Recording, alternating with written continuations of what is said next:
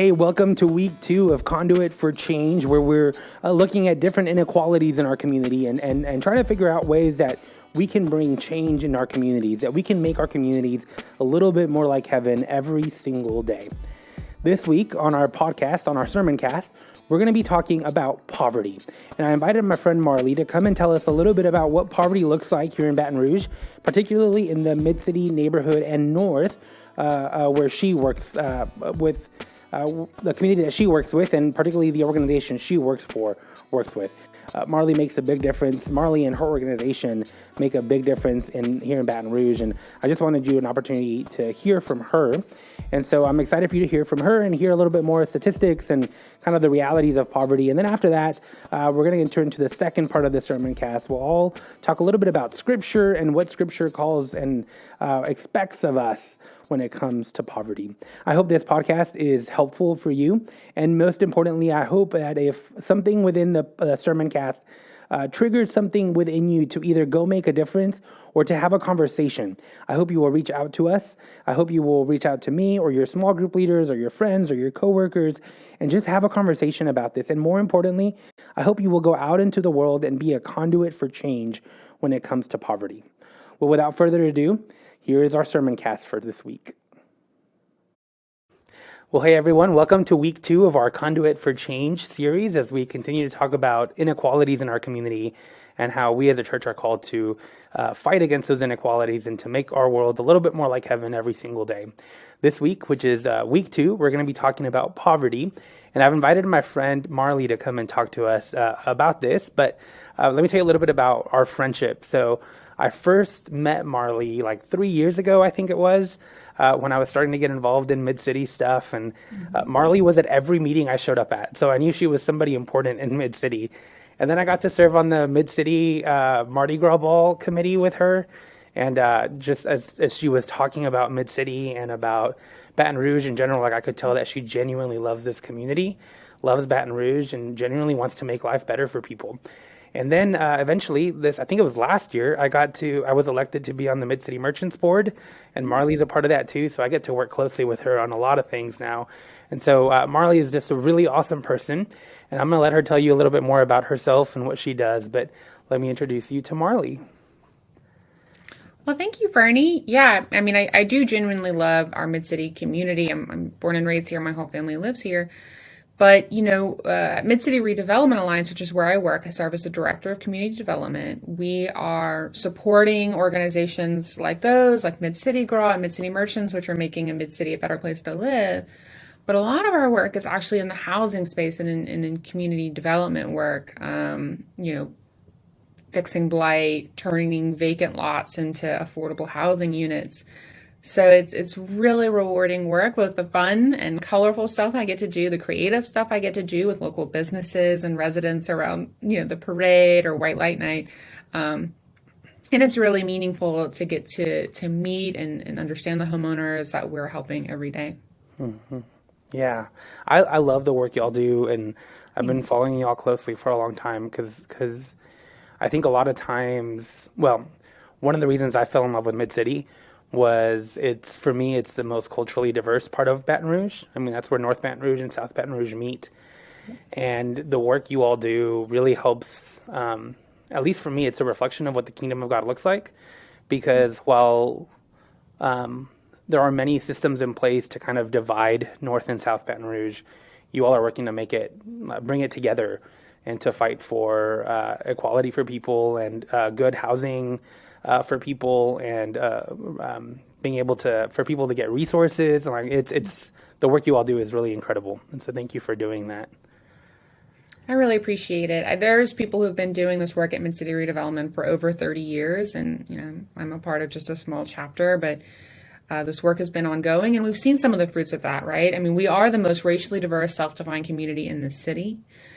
We are, by geography, set up to be an experiment for what it looks like to have a Baton Rouge that celebrates all parts of it and that invests in all parts of it.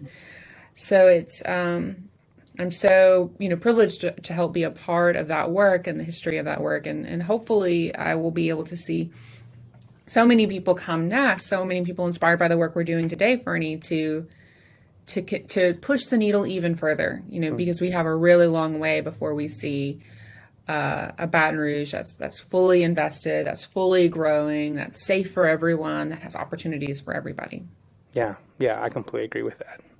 Well, we can do the work together, everybody in Mid-City and in Baton Rouge. Yeah. Well, so our conversation this week is around poverty. And one of the things that's been important in our conversations is to define what the conversation is. And so I think I mentioned this last week, but when we talk about difficult things like racism and poverty and human sexuality and so many other inequalities that are in our communities, if we don't start from the same place, and what I mean by that is like the same definition, it's really hard. It's really easy to disagree and argue when we start talking about the actual thing because we're talking about different things. And so one of the things I want to do is to say, okay, what's our definition of poverty as we have this conversation, and to use that kind of as the foundation for this conversation for us and for people who are listening to this. So I'm curious, what is your understanding or definition of poverty? I really appreciate starting this way because I think that there is, it's not talked about enough, but there is a fundamental difference, or there's two fundamental ways that some people define poverty. Some people define poverty as just not having money right now.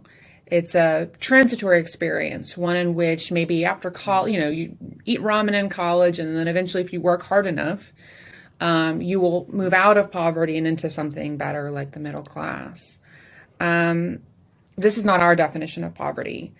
Our definition of poverty and the poverty that we're working with, the poverty that's very real, is the poverty that is systemic, it's concentrated, and it is inescapable for many.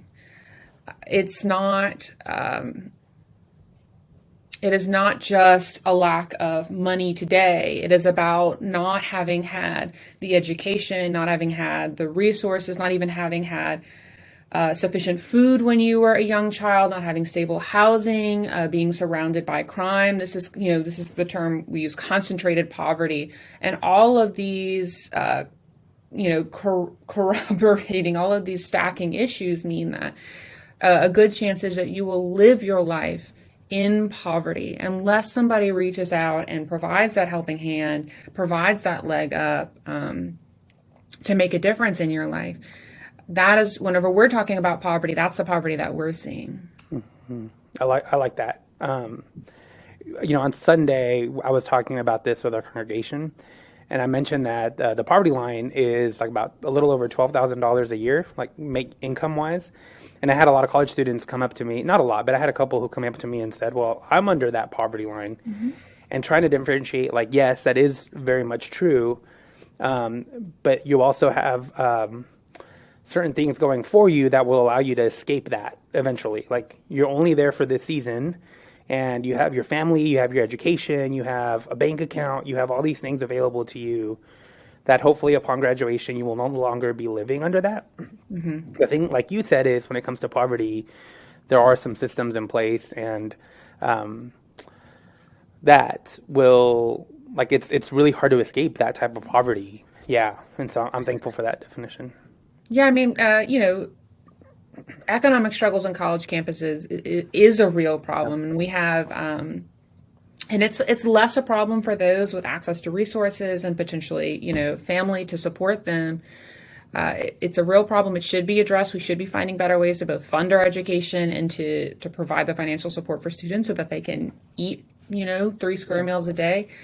But poverty, systemic poverty, inescapable poverty. We have huge percentages of Baton Rouge living this way, and there is never an opportunity to escape. And their assumption is that my grandparents lived in systemic poverty, my parents lived in systemic poverty, and my children, no matter how hard I work, will probably also have to work 2 jobs just to afford an apartment. I mean, we're doing a study right now with the Housing First Alliance, and it's shocking the number of our community members at our housing cost burden. Housing cost burden, meaning that they're spending, upwards of 50% of their income just for housing, which leads little to be able to afford educational opportunities for their kids, to be able to care for their aging parents, to be able to fix up their home whenever it starts to fall apart, to be able to pick up and move to a new job opportunity or train for a new job opportunity. And that's how people really get trapped. Yeah. One, it's interesting you say that. So last year we had a conversation at the church about how to deal with your finances. And one of the things that we talked about was a house should probably cost you about, no more than a third of your income, because that leaves enough money for food, for fixing stuff at the house, all that kind of stuff, right? And that's like the high end of what you should really be paying for housing, give or take. But like to be at 50%, that's a lot of your income to go to a house. And for a lot of people, my guess is there is no choice, right? I mean, No. that's what's available to them. Yeah. It's the housing studies show that 51% of renters in Baton Rouge are housing cost burden. 51% of renters. The number looks a lot better for homeowners, but it's the renters who are stuck in the systemic poverty, and that will never change. And I think what's also astounding is when you're going to some of these rental units, it is not they're not safe. They have mold. They're contributing to the instances of asthma in children. So it's really a chronic issue. Yeah. Wow. So one of the things I was doing some research for this week, and one of the things I saw, I'm curious if you know about these numbers. I read a report that said in the U.S. about 11 to 12% of people live, again, give or take, in poverty or below that poverty line. And then in Louisiana, that number is closer to like 19%. But then I read one report that said in Baton Rouge, it's even closer to like 25% of people who live in poverty. Has that been your experience with some of the work that you all do? Yeah, it doesn't, those numbers don't surprise me. And I think what would be really fascinating is to actually see those numbers by zip code. Baton Rouge is a really big, the city of Baton Rouge is a really big geographic area. And to be honest, there are two real realities. We are looking at really high incomes in one part of the spectrum and really low incomes on the other side of Baton Rouge. So I think that to see the percentage of poverty in 7802, 7805, would be gut-wrenching for many people. We see the impacts of that whenever we look at the rising crime rate that we have today. I think there's a lot of people who maybe have certain privileges who are looking at this issue and they're thinking, what is happening to our city? And for those of us who are doing this work on the ground, the question is not what is happening to our city. This is the result of disinvesting, entire communities from any sort of resource, any sort of access to opportunity, and when you trap people in poverty. Yeah. Well, and I think to speak of the systemic racism or not racism, poverty, and to what you just said, it still blows my mind that there aren't any major grocery stores like north of Florida, pretty much, until you get to like far north Baton Rouge. Where there's a lot more, the wealth gap is like you can see it, but like there's no major grocery stores, there's no big coffee shops, there's no just things like that those should be things that are available to everybody, and they're not, which means that then mom and pop stores have to come in, who have to charge a little bit more in order just to make some money, which then takes up more disposable income, right? I mean, like that's just it's a never-ending cycle of people being put in a position where it's really difficult to succeed in. It's you may have heard the expression, it's expensive to be poor, and there's a lot of compelling research behind that statement. It is expensive to be poor. But when people say that, I think it provides a sense of hopelessness. And our work at Mid-City Redevelopment Alliance is not to make people feel hopeless about this issue. This issue matters. It's real. It's hurting so many, but it is not unmovable and it's not unfixable.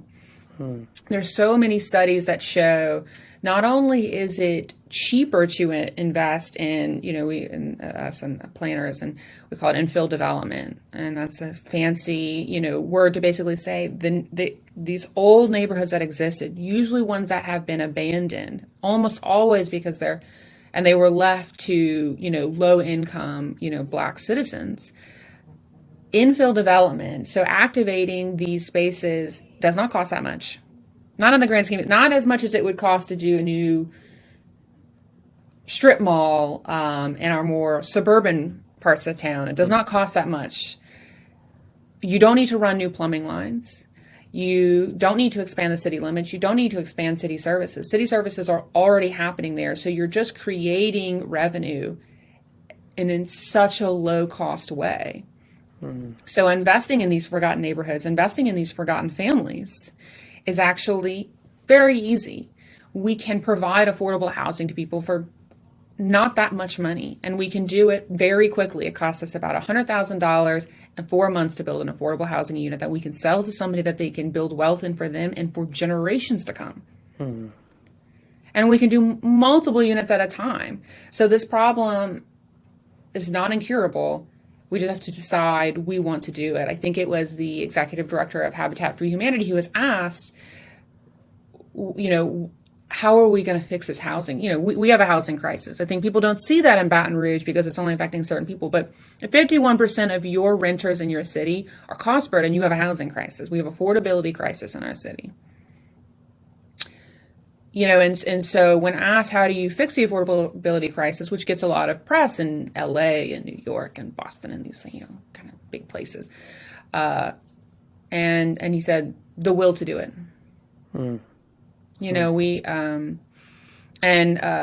Secretary Fudge, who's head of HUD, when also asked this question, said, budget is a reflection of our priorities. Where we donate money is a reflection of our priorities, or city budgets go. This country has the money to house the people we call citizens, we call neighbors, and to house them affordably. We just need the will to do it. It's not impossible. Yeah. I love that you said that. One of the questions that I asked of our church just a couple of days ago was, are we okay with the presence of inequality in our communities? Yeah. And I think for most of us, we would say the answer is no. And so we have to do something about it, right? I mean, to just say, no, but I'm going to keep living in my own comfort doesn't really solve anything. So I'm curious, what are some things you would recommend if somebody's listening to this and they're thinking, oh, I want to do something about it? What's something they can do to help fix this? Yeah, that's a really great, the question you posed to your church is, I think, a really powerful one. And I think it's hard. I think it's hard to hear that question sometimes. But it's a very important one. There's a great book, and it looks into the cost of concentrated poverty being that, over 50% of the people who live in a neighborhood are below the poverty line. And the value that is lost when you have two dilapidated homes right next to each other, they lose even more value than if it was just one dilapidated home. And the more dilapidated homes, the more value lost. He estimated that we are losing over $1 trillion in housing, just in value in our housing market by having concentrated poverty. And he said, we could move people. We could physically move and provide affordable opportunities in areas of opportunity, in areas where there's where there's grocery stores, where there are jobs, where there's affordable resources. Just moving people to where never at any point in time would your wealthy neighborhood had over 10% of the homes that were, affordable to low income people. That would drastically change not only just the economic realities in this country, right? I mean, we're talking about people who would be moving back into jobs, or reducing the number of people who need government services. We're talking about, improving educational opportunities for students so that they're not maybe contributing to crime, which is essentially a form of economic opportunity for them, but instead are contributing to new ideas and to new inventions. So there's a benefit for all of us to do this, to live next to provide opportunities to people who are currently living and concentrated in systemic poverty. So I think I always want to start there. Now, what do we do about it? How do we make sure that there's an opportunity for one of our neighbors to be wealthy and one of our neighbors to be a young family that doesn't have the same means as us? How do we have mixed income neighborhoods? A part of this is zoning. So our love of living in little boxes on the hillside that all look just the same is preventing people to have entrances into that opportunity to have affordable housing units next to small single family homes, duplexes, triplexes, these multiple price points of entry into neighborhoods where you have grocery stores, where you have jobs, where you have education and economic opportunity, and you can move out of poverty. What's limiting that is our zoning laws, where we love single family zoning. And then whenever there is an attempt to put an affordable housing apartment unit in one's neighborhood, it is always fought by residents. And so that doesn't cost us anything to get comfortable with living next to people that don't look like us, that don't have the same resources as us. And that might need different housing types than us to enter into this neighborhood of promise. So I think that's an easy way, just getting comfortable with that. Secretary Fudge said, how much grass do you need to mow? I think that's a good way to put it. So that's definitely one thing. I mean, another big thing is, of course, donating to nonprofits that you believe in. So many organizations are doing work in this space, whether it's Habitat, UREC, Mid-City Redevelopment Alliance. And then another thing is to get involved in, people who say they don't care about politics usually get to say that because politics is working for them. And I think getting involved in this redistricting conversation, getting involved in education reform, there are many components to systemic poverty. Housing is one of them. It's the one that I focus on, but there are so many. And to find your niche in that, I think will help you to stay involved and will help you to get involved. Mm-hmm. Yeah, that's helpful. Thank you.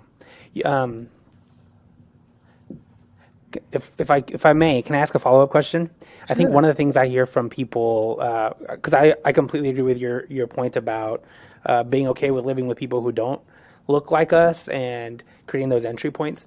So the one pushback I hear from people a lot is it's gonna devalue my house, or it's gonna, so what would you say to somebody who's wrestling with that? Yeah, this is like incredible. This is why I think housing is one of the most segregated, housing, schools, and churches are the most segregated institutions. But I have to imagine that housing will be the last to change because it is about my children. It is about my home. It's about where I want to feel comfortable. And it's my greatest wealth builder. If I'm a middle-class American, that's true for me too. And so there's two parts to kind of rethinking that. One is the only reason having a lower income person live next to you would actually devalue your home is if no one wanted to live next to a lower income person, right? I mean, so if we're talking about a culture shift where it's completely normal to live in a middle class, low, where you have multiple classes all living next to each other, then it wouldn't lower your house value. Your house value would still be determined by your access to resources and the quality of the home itself. So it only lowers your value because we believe it does. Right. Because we don't want to live next to somebody. So we're going to say, well, I don't really want that, so I want to pay less for it. The other reason we believe that has to do with history. It has to do with it has to do with blockbusting, has to do with redlining, and it has to do with zoning again. So, before fair housing laws were passed, before affirmatively fair housing laws were passed, it was very difficult for, our Black neighbors to buy homes. And if they could, it had to be in areas, specifically designated for Black residents. And then what zoning boards would do is they would zone that you could put a gas station in that neighborhood. You could put, heavy manufacturing, these kinds of things that we didn't want in our neighborhoods. We would just move to those neighborhoods.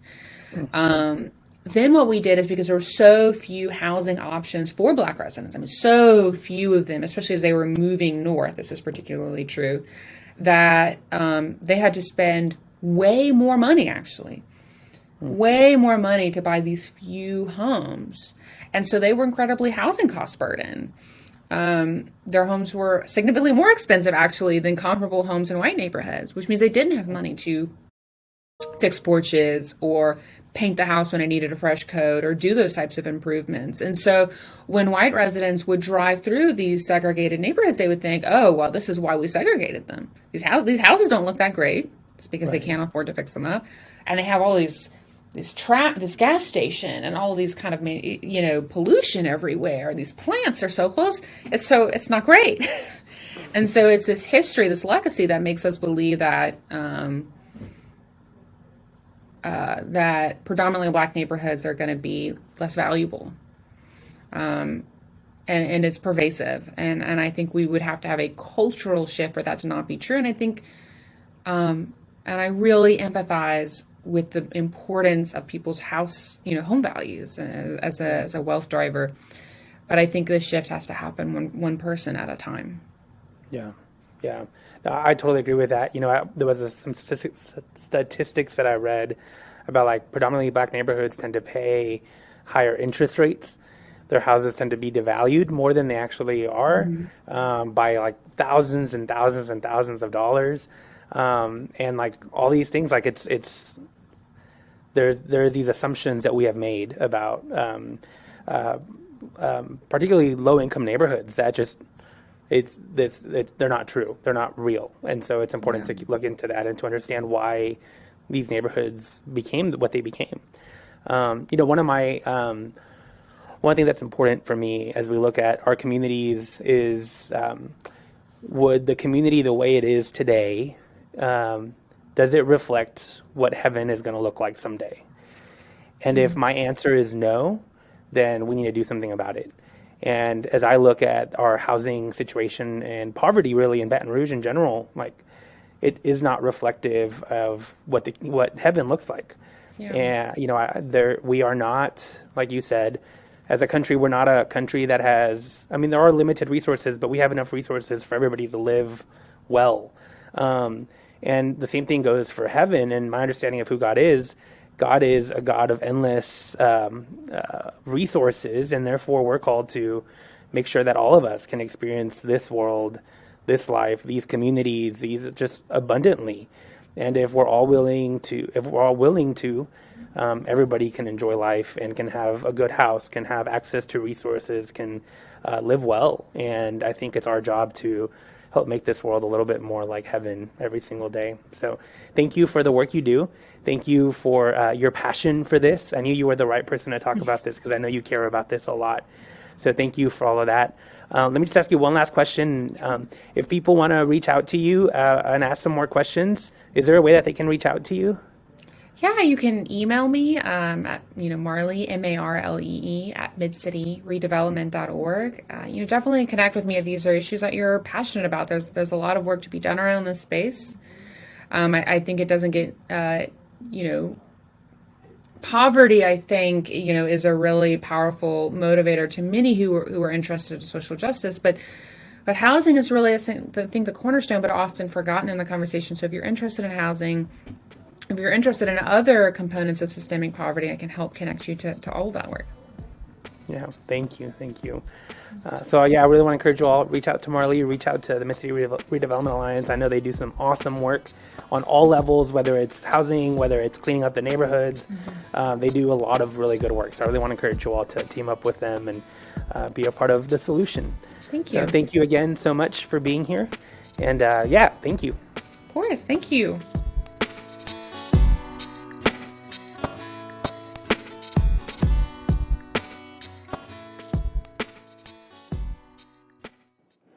As I was doing research this week, I came across a story of a mother named Rachel. Her story not only captivated me, it broke my heart.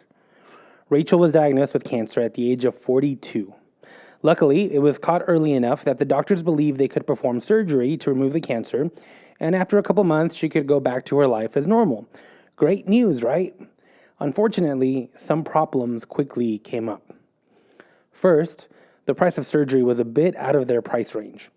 Rachel and her husband, along with their 3 kids, lived paycheck to paycheck and had very little disposable income. They by no means considered themselves poor, but having to cover the cost of an unexpected surgery was not something they had prepared for. Understanding how necessary this surgery was, they intentionally came up with a plan so that Rachel could undergo surgery. Now, here was their plan. After looking at their finances, they realized that they had enough money for Rachel to take a temporary leave of absence from work so that she could have the surgery and have a couple of months to focus on getting better. And if all went well and if all went as planned, by the time their savings ran out, she would be ready to go back to work and slowly their lives would go back to normal. Unfortunately, the surgery did not work. Neither did the second.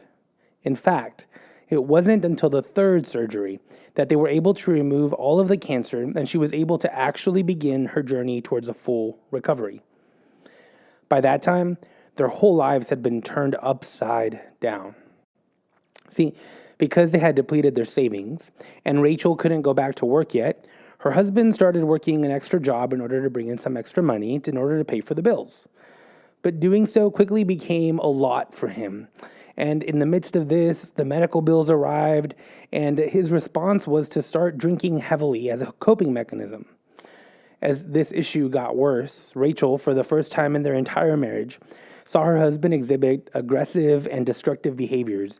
And it happened so often that one day she decided to pack her stuff and leave her house with her kids after being in that home for 7 years. Now, with whatever money she was able to scrape together, she rented a small apartment for about a month, hoping to find a better option or a cheaper option, and hopefully even find a good paying job. But since all of her money went to paying for housing, they now had no money left for food and any other expenses. And as embarrassed as she felt, Rachel decided to swallow her pride and apply for government assistance. Now, this put her in a very difficult dilemma, though. While the food stamps were helpful, they still weren't enough to feed her whole family adequately. And she tells stories of how she skipped meals sometimes so that her kids could have full meals later in the day. And because of this, it meant that she needed to find a way to bring in extra income. Now, fortunately, her boss did want her back. She worked as a secretary at a local business, and her boss wanted her back. But unfortunately, if she did return to work, she would no longer be eligible for food stamps and the government housing that she was receiving at the time. In other words, the government assistance on its own was not enough. Her job alone that was being offered to her still was not enough either. Rachel needed both in her job and the assistance in order to break out of this endless cycle of poverty and put her life back together. But having both just wasn't an option. You know what I find completely mind-blowing about this story is that in Louisiana, it's estimated that somewhere between 25 to 26% of our population lives in a very similar experience as Rachel and her kids. 25 to 26%. That's about 1 in every 4 people. And as Marley reminded us earlier, the number is probably even higher in some parts of Baton Rouge if it was divided by zip code. Now look, I don't have an easy solution for solving poverty in our community. The reality is that no matter how hard we try to eradicate poverty, at least for me, it feels like it's always there. And that no matter how hard I try, I only make a small dent in solving the problem of poverty. Do you ever feel that way?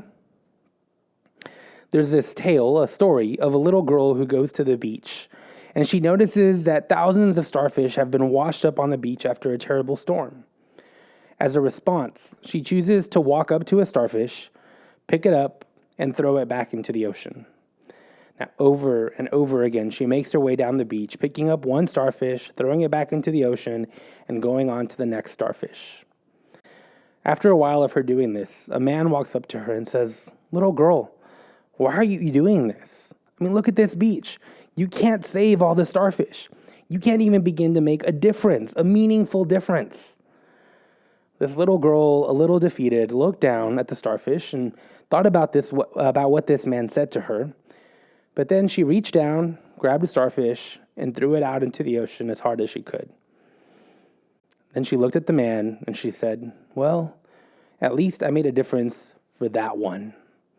And she continued to make her way down the beach, on to the next starfish, after the other, after the other. I love this story because the man is right. She is probably unable to make a big difference, a major difference when it comes to fixing the problem before her. And there is no way that she could possibly help all the starfish that have washed up on the beach, right? Like, it's just a lot. It's a massive issue. But for as many as she could, she was determined to make a difference. And that's what I love about this story. In Deuteronomy chapter 15, verse 11, God says this to the Israelites: "Since there will never cease to be some in need on the earth, I therefore command you, open your hand to the poor and needy neighbor in your land." Now, I love this verse for two reasons. First, it affirms that the issue of poverty is huge, and we may never be able to fix it completely. But just because the issue is big, it does not give us permission to do nothing about it. God makes it very clear to the Israelites that no matter how big the need in their community may be, it is their responsibility to care for the needs of the poor in their land. God makes it very clear to them that no matter how big the issue may seem, how insurmountable it may feel, they have to care for the poor.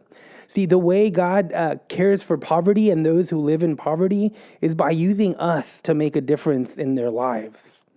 See, they had to learn how to be generous and to make sure that all people, and no matter who they were, had access to any simple human need. Friends, the same is true for you and I. We are how God eradicates poverty in our communities. And I get it. The problem is huge and at times feels overwhelming and like there's nothing we can do to fix it. And in those moments, you have to know that it's our job as the church and as fellow Christians to step up and help meet the needs of the poor. It is our job to help provide food and shelter and resources, to advocate for the poor, and most importantly, to continue to make a difference day in and day out. And while you alone may never solve the issue of poverty and the inequalities that it creates, you can make a difference. And if you make a difference, and then the next person makes a difference, and the person after them makes a difference, before you know it, a huge difference will have been made when it comes to the issue of poverty.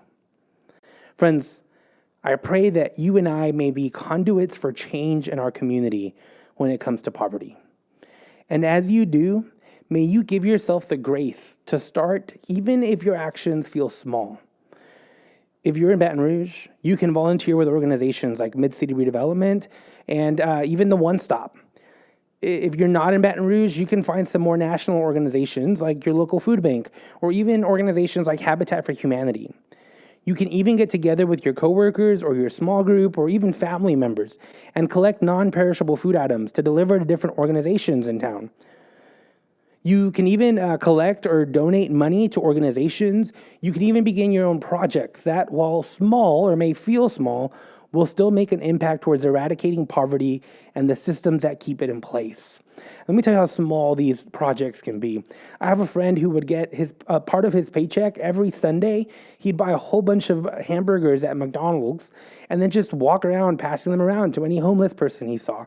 I mean, any little thing we do can help make a difference in eliminating poverty in our community. Friends, like the little girl who looked down the beach and saw way too many starfish to make a difference, may we, like her, choose to make a difference anyway, no matter how small it may seem. May we be conduits for change in the face of poverty.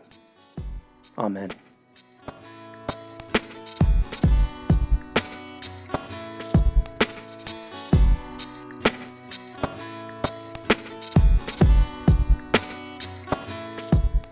I hope you found this sermon to be meaningful and relevant to your life.